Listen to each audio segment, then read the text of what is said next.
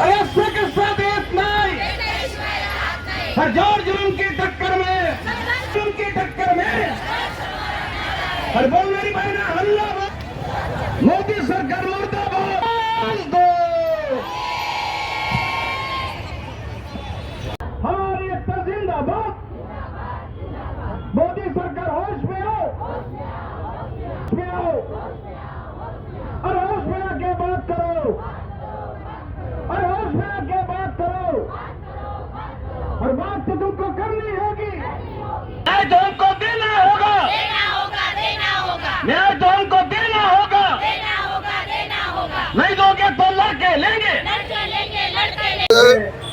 महाराष्ट्रात आणि देशात मोदी सरकारचे जे कामगार विरोधी जनविरोधी जे धोरण आहेत त्याच्या विरोधामध्ये आज सार्वत्रिक देशव्यापी संप आहे।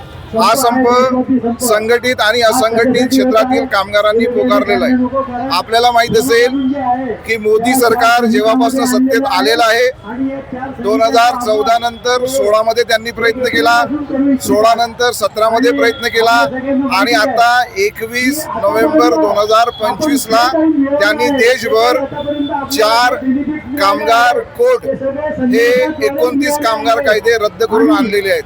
हे कोड कामगारांच्या हिताचे नाही आहेत, हे कोड मालक वर्गाच्या हिताचे आहेत। यामुळे इथून पुढे कायम कामगार राहणार नाहीयेत आणि कामगारांसाठी ज्या सुखसुविधा आहेत त्या सुखसुविधा ऑटोमॅटिक रद्द होतील।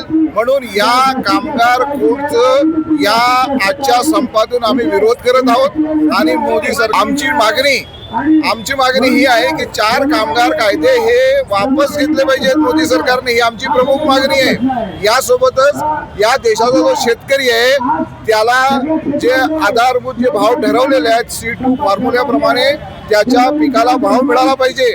आणि तिसरी महत्वाची मागणी आहे या देशातील जे असंघटित कामगार आहे, योजना कामगार आहे, त्या कामगारांना सामाजिक सुरक्षा मिळाली पाहिजे।